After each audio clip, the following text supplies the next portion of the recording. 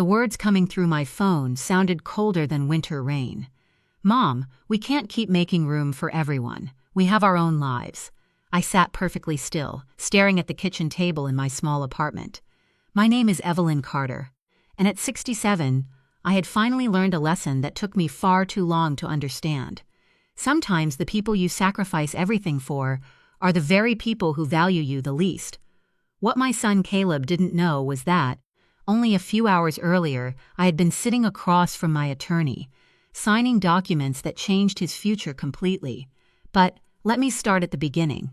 35 years earlier, I had held Caleb in my arms for the first time. His tiny fingers curled around mine, and I remember whispering that I would give him every opportunity I possibly could. My husband, George, and I weren't wealthy. George worked as an electrical engineer, while I spent more than 2 decades teaching elementary school. We lived in an ordinary 3-bedroom home in Ohio. We drove dependable cars, avoided unnecessary debt, and saved whatever we could. Every month, we put something into our savings. Sometimes it was $200, sometimes it was $20, but we never stopped. We had 2 children. Caleb was our oldest, followed them 3 years later by our daughter Lillian. Caleb was ambitious from the beginning. As a child, he talked constantly about becoming rich. He wanted the biggest house, the nicest car, and a life far more glamorous than ours. I thought it was youthful dreaming. "Dream as big as you want," I'd tell him. "We'll help you get there." And we did. When Caleb was accepted into college, George and I paid his tuition. By graduation, we'd spent more than $40,000 on his education. We never complained. That was our son. When Caleb graduated, he found work at a marketing company. But after a few years, he wanted to start his own business. He came to our house with a detailed business proposal and asked for $60,000. I still remember him sitting at our kitchen table, leaning forward with excitement. "Dad, Mom, this is my chance.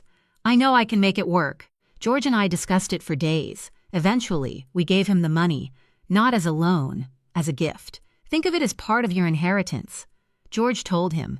Caleb promised he'd make us proud. He did become successful. Within several years, his company had grown into a profitable business with employees, expensive offices, and impressive clients. He bought a huge home in an upscale neighborhood and married Caroline, a woman who seemed to care deeply about appearances. They had 2 children, Mason and Sophie, my grandchildren. I adored those children. Unfortunately, I rarely saw them. The first time I visited Caleb's new house, I was amazed by its size. Marble floors, enormous windows, designer furniture, and rooms that looked as though nobody was actually allowed to use them. Carolyn proudly showed me around. Everything was spotless. Too spotless. At dinner, Mason and Sophie barely spoke. They sat quietly and followed every rule Caroline gave them. I remember thinking they should have been laughing, making a mess, and telling silly stories. Instead, they behaved like miniature executives. After that visit, invitations became rare. There was always an excuse. They were traveling. The children had activities. Caroline's relatives were visiting. They were renovating. Meanwhile, Lillian's life was completely different. She married Marcus, a high school teacher, and they had a daughter named Ruby. They lived modestly and never expected anything from us. Lillian called every Sunday. She asked how I was, not what I could do for her, not what I could give her, just how I was. Then George became sick. The diagnosis was devastating. Pancreatic cancer. The doctors told us it was advanced. We had 8 months together after that diagnosis. 8 months of hospitals, treatments, fear, and trying to pretend everything would somehow be okay. When George died, I felt as though someone had removed the center of my entire life. We had spent more than $200,000 on medical care. Eventually, I had to sell the house where we'd raised our children, but George had prepared for the worst. Years earlier, he'd purchased a substantial life insurance policy. After his funeral and the remaining medical expenses were paid, I had roughly $470,000 left. I was financially secure, but I was completely alone. Every morning, I woke expecting to hear George moving around the kitchen. Every night, I reached toward his side of the bed before remembering that he was gone. Then, 3 days after his funeral, Caleb called. He didn't ask whether I was sleeping. He didn't ask if I was eating. He didn't ask how I was surviving. Instead, his first question was about the insurance money. "Mom, Dad had a pretty big policy, right?" I closed my eyes. "Yes, Caleb. That's good. At least you'll be comfortable." Then, almost immediately, he began telling me about another business opportunity.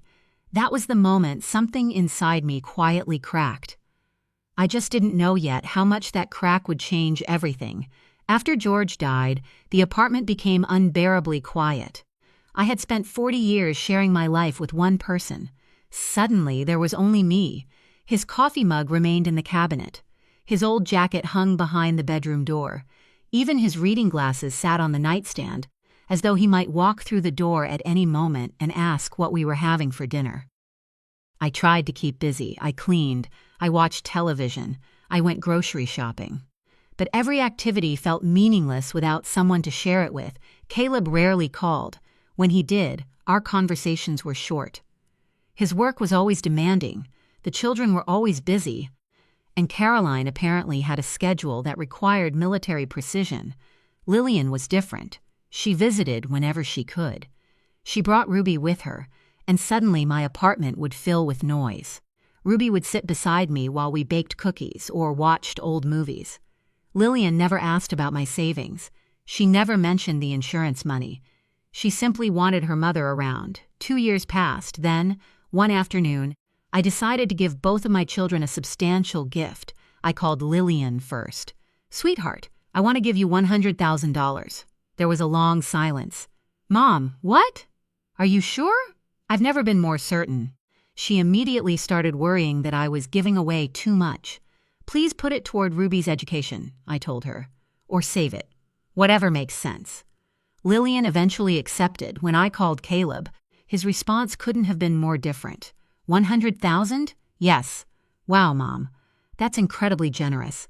Then his voice became noticeably more enthusiastic. "You know, that's actually perfect timing. Caroline and I have been planning to remodel the kitchen." A kitchen. That was where his mind went. Not retirement. Not my future. Not whether I had enough to live comfortably. A kitchen. I didn't argue. I simply transferred the money. But something changed inside me after that. I began looking at my life differently. I was 67 years old. I had spent decades working, saving, raising children, supporting my husband, and doing everything I could to make sure my family had opportunities. Yet now I lived alone in a beige apartment. Some days, I wouldn't speak to another person except the cashier at the supermarket. I started noticing families everywhere. A mother laughing with her grown daughter, a grandfather carrying a child on his shoulders, adult siblings having coffee together. Everywhere I looked, I saw the life I wanted. I had children. I had grandchildren.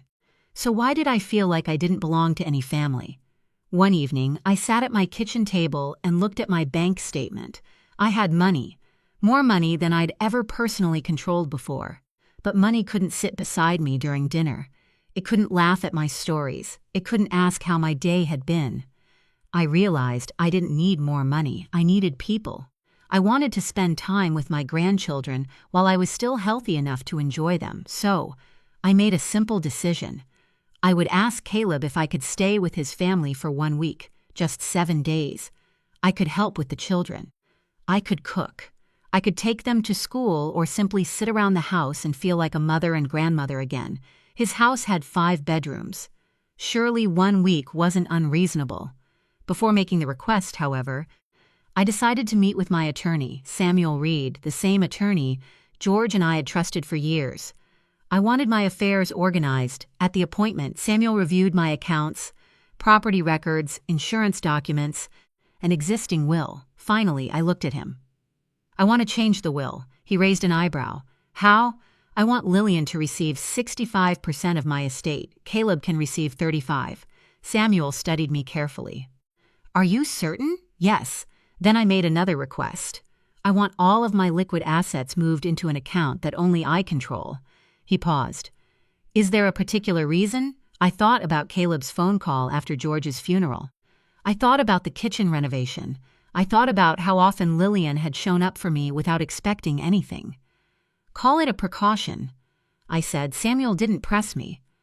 We completed the paperwork by late morning. Everything was organized exactly as I wanted. I walked out of his office carrying a folder that represented a completely different future. Then I sat in my car. For several minutes, I simply stared through the windshield. I wasn't angry. I wasn't frightened. I felt strangely calm. I picked up my phone and called Caleb. He answered after several rings. "Hey, Mom, what's going on?" I could hear people laughing behind him. "Hi, sweetheart. I hope I'm not interrupting." "No, we're having some people over." "What's up?" I took a breath. "I was wondering if I could come stay with you for a week." There was silence. Then I heard him move away from the noise. Mom, let me talk to Caroline." I waited. A few seconds passed, then a minute. When he returned, his voice sounded different. "Mom, we've got a lot going on right now. I understand. Mason has activities. Sophie has lessons. Work is crazy. I can come whenever it's convenient." Another silence. Then Caleb said something that would change our relationship forever. "Honestly, Mom, having house guests right now just isn't practical." I swallowed hard. "I wouldn't be a house guest, Caleb. I'm your mother. I know that. I'm only asking for 7 days." He sighed. "Mom, we're not running a charity." The words landed harder than he could have imagined. I sat silently behind the steering wheel, and for the first time I realized that perhaps Caleb wasn't rejecting my request. Perhaps he was finally showing me exactly how he saw me. For several seconds after Caleb said those words, I couldn't speak. "We're not running a charity." I looked down at my hands resting on the steering wheel. I had spent decades giving that man everything I could: his college education, the money to start his company, $100,000 for a kitchen he probably barely needed, and now I was asking for 7 days with my own son and grandchildren. 7 days. "Caleb," I finally said, keeping my voice calm, "I need you to understand something." "Mom, I really have to get back to everyone. This morning I met with Samuel." He went quiet. "My attorney," I explained. "Why?" "I changed my financial arrangements." His tone immediately sharpened. "What does that mean?" "It means every dollar I have is now under my control." Another silence. I continued. "The money you received last year was the final gift I'm giving you. I've also changed my will." "Mom, wait. I've spent my entire life putting my children first. I paid for your education. I helped you build your company. I gave you money when you needed it. I never asked for anything in return. That's not fair." I haven't finished. My voice remained steady. "When I asked you for 1 week with your family, you told me you weren't running a charity. I didn't mean it like that. You said exactly what you meant." "Mom, come on." "No, Caleb, I'm done." I ended the call. For the first time in years, I didn't feel powerless. I felt clear. My hands weren't trembling anymore. I sat alone in my car and realized something painful. I had spent years trying to convince myself that Caleb loved me in his own way. Maybe he did. But love without time, attention, or respect had become almost impossible for me to recognize. I called Lillian. She answered immediately. "Mom, we were just talking about you." I heard Ruby laughing in the background. "We're making cookies," Lillian continued. "Ruby says I keep forgetting the recipe." I smiled. "Unsalted butter," I said. "What?" "You always forget." "Unsalted butter," she laughed. "That's right." For a moment, neither of us spoke. Then she noticed my voice. "Mom, are you okay?" I wasn't, but somehow talking to her made me feel better. "I wanted to ask you something. Anything. Would it be possible for me to stay with you and Marcus for a week?" There wasn't even a pause. "Of course. I know your house is small." "Mom, who cares? I don't want to impose." "You're my mother. You're not imposing." I closed my eyes. Tears began sliding down my cheeks. "When would you like to come? How about this weekend?" "Perfect," I heard Ruby shout from somewhere nearby. "Grandma's coming," Lillian laughed. "She heard you." Then Ruby's voice came through the phone. "Grandma, you have to come." I laughed through my tears. "I'll be there." That conversation lasted nearly half an hour. We talked about ordinary things: Ruby's school project, Marcus's new responsibilities at work, their cat, a family dinner they were planning. None of it was extraordinary, and yet it felt priceless. 15 minutes after we hung up, Caleb called. I didn't answer. He called again, then again. By the 4th call, I knew something had changed. Finally, a message appeared. "Mom, I think we misunderstood each other. Of course you can visit. Another message followed. Caroline and I would love to have you. Then another. Please call me. I stared at the screen. An hour later, another message arrived. I'm sorry if I sounded harsh. I was stressed. Then, I'm worried about what you said about your accounts and your will. Can we talk? There it was, the truth. He wasn't primarily worried about hurting me. He was worried about losing access to my money. I turned my phone off. That weekend, I packed a suitcase and drove to Lillian's house. It was only 40 minutes away. Yet when I pulled into the driveway, Ruby came running outside before I'd even opened my car door. Grandma! She threw her arms around me. I held her tightly. Marcus followed carrying a smile and immediately reached for my suitcase. Let me take that. You don't have to. I know. He carried it inside anyway.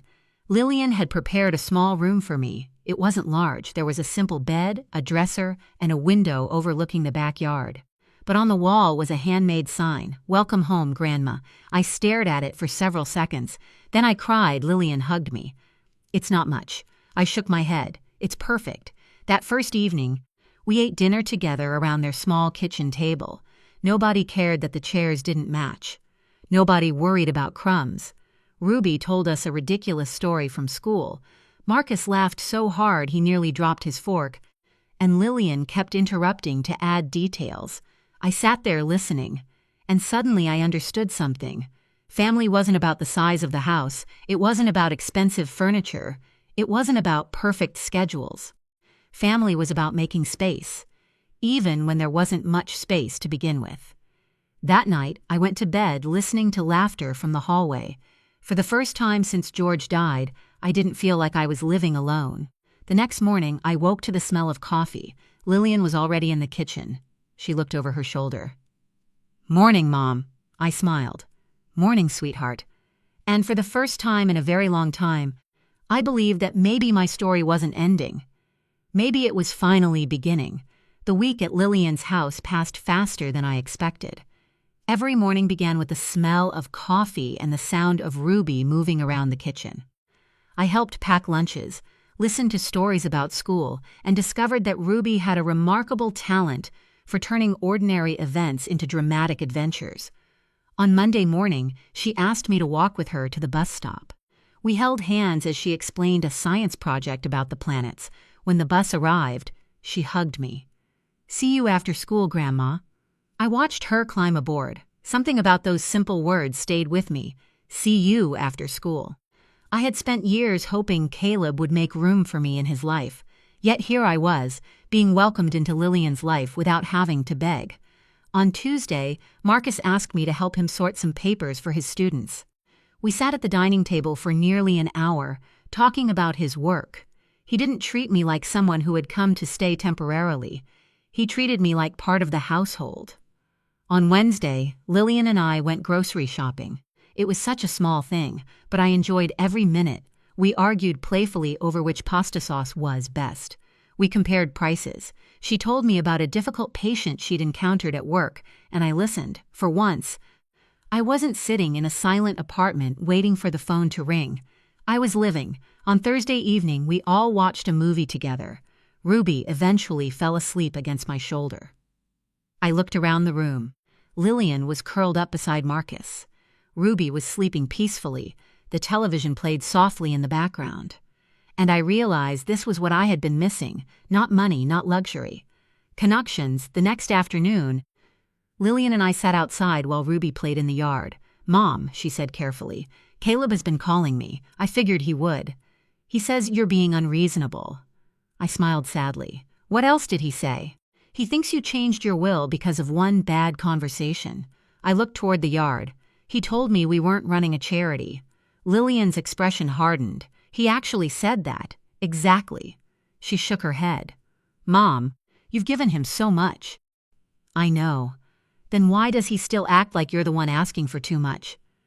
I didn't have an answer. Instead, I told her about the $100,000. "He spent it on the kitchen," I said. Lillian stared at me. "While you were living alone?" I nodded. She looked down. "What did you do with mine? You don't have to tell me." "I put most of it into Ruby's college account. We used some to repair Marcus's car." I smiled. "I know. I wanted to make sure Ruby had something waiting for her when she grows up. That is exactly why I gave it to you." Lillian reached across the table and held my hand. "Mom, you don't have to give me anything else. I know. And you don't have to change your will for me." "I know that too." I squeezed her hand. "This isn't about rewarding you with money. It's about recognizing the person you've become." She started crying. I continued. "You've never treated me like a bank account. You've treated me like your mother." She wiped her eyes. "I love you, Mom. I love you too." That evening, I began thinking seriously about my future. I didn't want to return to my apartment. The thought of spending another year alone there made my chest ache. So, the following night, I approached Lillian and Marcus. "There is something I've been thinking about." They both looked at me. "What is it?" Marcus asked. "I don't want to go back." Lillian immediately understood. "You mean I want to stay here?" She looked at Marcus. He looked at her. They exchanged one of those silent conversations married couples seem to have without saying a word. Then Marcus smiled. "The room is yours." I laughed nervously. "You haven't even discussed it." "We've discussed it before you arrived," he admitted. Lillian nodded. "We've wanted you closer for years." I covered my mouth. "But I don't want to become a burden." "You won't," she said. "I can help with groceries." "Fine, I can help with Ruby, definitely. And I'll contribute toward the household." Marcus raised his hands. "Groceries are acceptable. Rent is not." I laughed. "Deal." 2 weeks later, I moved in permanently. The day I brought the last of my belongings over, I felt strangely emotional. I had lived in that apartment for years. It had been lonely, but it had also been where I learned to stand on my own. Now I was closing that chapter. Caleb called repeatedly during those 2 weeks. 37 times, according to my phone. I answered once. "Mom, thank goodness. You sound relieved. I've been worried about you." "Have you?" "Yes." He paused. "Caroline and I talked. We want you to come stay with us." I almost laughed.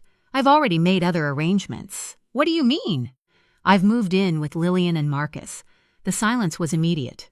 "You moved in, yes. You didn't even give us another chance." I took a breath. "Caleb, I gave you 35 years of chances." "Mom, that's not fair." "It is fair." "I said I was sorry." "You're sorry because you're afraid of what might happen to your inheritance." "That isn't true." "Then answer one question." He didn't respond. "When was the last time you called me simply because you wanted to know how I was?" Silence. "Not on my birthday. Not on a holiday. Not because you needed something. Just because you missed your mother." He couldn't answer. And that silence told me everything. I wasn't angry anymore. I was simply finished chasing someone who didn't want to be caught. "Caleb," I said softly, "I love you. I always will. But I'm done measuring my worth by how much attention you give me." He exhaled heavily. "Then what happens to the inheritance?" There it was, the question I'd been expecting. I closed my eyes. "Now you know why I had to make my decision." I could hear Caleb breathing on the other end of the phone. "So how much am I getting?" he finally asked. There it was. "Not, are you happy, Mom?" "Not, do you feel better now?" "Not even. Can we fix this?" His first real question was about the inheritance. I looked across the room at Lillian.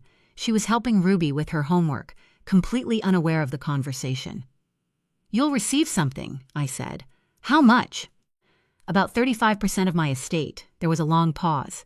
35? "Yes." "Mom, that's not fair." I almost smiled.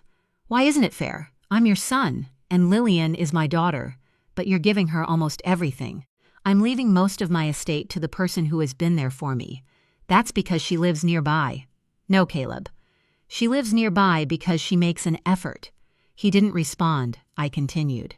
"Your sister never asked what was in my bank account. She never asked what your father left me. She never asked what she would inherit." "I'm not asking because I'm greedy." "Then why is that the first thing you wanted to know?" Silence. I could hear someone speaking in the background on his end. "Probably Caroline." Then Caleb's voice returned. "She isn't going to believe this." "Who?" "Caroline." I shook my head. "Give her my regards." "Mom, you're really doing this?" I already did. I ended the call, then I blocked his number. I sat quietly for several minutes. I expected to feel guilty. Instead, I felt relieved. For years, I had confused guilt with responsibility. I thought being a good mother meant constantly giving money, giving time, giving forgiveness, giving second chances. But there comes a point when giving becomes another word for allowing someone to take advantage of you. I didn't want revenge against Caleb. I wanted peace, and I finally understood that protecting my future wasn't cruelty. It was self-respect. The next morning, Lillian and I had coffee together before she left for work. "Did you talk to Caleb?" she asked. "Yes, how did it go?" he asked about the inheritance. She closed her eyes. "Of course he did. I told him about the 35%. Lillian looked uncomfortable. "Mom, I still don't want you to think you have to leave me everything." "I don't. Then why are you doing it?" "Because I want to." She reached across the table. "You've already given me enough." "No," I said gently. "You gave me something too." "What?" "A place to belong." She smiled. "That doesn't have a price." "Exactly. That was when I realized how different my two children had become. Caleb had always measured value in numbers, business revenue, property prices, cars, renovations, investment returns. I had once admired his ambition. Now I understood that ambition without gratitude could leave a person incredibly wealthy and incredibly poor at the same time. Lillian had less money. Her house was smaller. Her car wasn't new. Her kitchen had old cabinets. But every evening there was laughter. Every morning someone asked whether I slept well. Every weekend, Ruby wanted me to watch something with her. I wasn't wealthy in the way Caleb was, but I was rich in every way that suddenly mattered. A month later, something unexpected happened. Lillian came home carrying an envelope. "This came for you." I recognized Caleb's handwriting. I opened it carefully. It was a letter. He wrote that he regretted what he'd said. He claimed he'd been under enormous pressure at work and hadn't realized how his words sounded. He said he missed me. He said the children missed me. He asked Lillian to convince me to reconsider. I read the letter twice, then I folded it and placed it on the table. "Are you going to answer him?" Lillian asked. "I don't know. You don't have to." "I know." She sat beside me. "Mom, you can forgive him without giving him everything he wants." "I've been thinking about that." "What do you want?" I stared at the photographs on the wall. There was one of George holding Ruby when she was a baby. Another showed Lillian and me laughing in the backyard. There were pictures from holidays, birthdays, ordinary family dinners. My life was finally filled with moments instead of empty rooms. "I want Caleb to understand that my decision isn't punishment." Lillian nodded. "Then maybe tell him that." So I wrote him a letter. I told him I loved him. I told him I wasn't trying to destroy his life. But I also told him that love didn't mean unlimited access to my money or my time. I explained that his words had forced me to see something I'd avoided for years. I had been giving him everything because I was afraid that if I stopped giving, he'd stop loving me. That realization hurt more than anything he'd said on the phone. I told him I wasn't cutting him out completely. He would still receive 35%. But the rest would go to Lillian, not because she had demanded it, not because I wanted to punish him, because she had shown me what unconditional love looked like. I mailed the letter. Then I let go. I couldn't control what Caleb thought. I couldn't control whether Caroline agreed. I couldn't control whether he ever understood. But I could control one thing, what I did with the years I had left.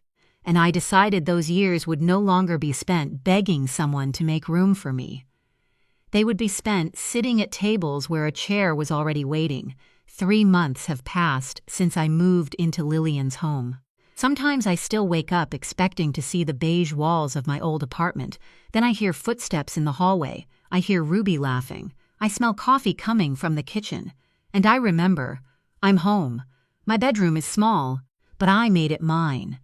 I painted the walls a soft yellow and placed photographs of George on the dresser. One picture shows him laughing at our old kitchen table.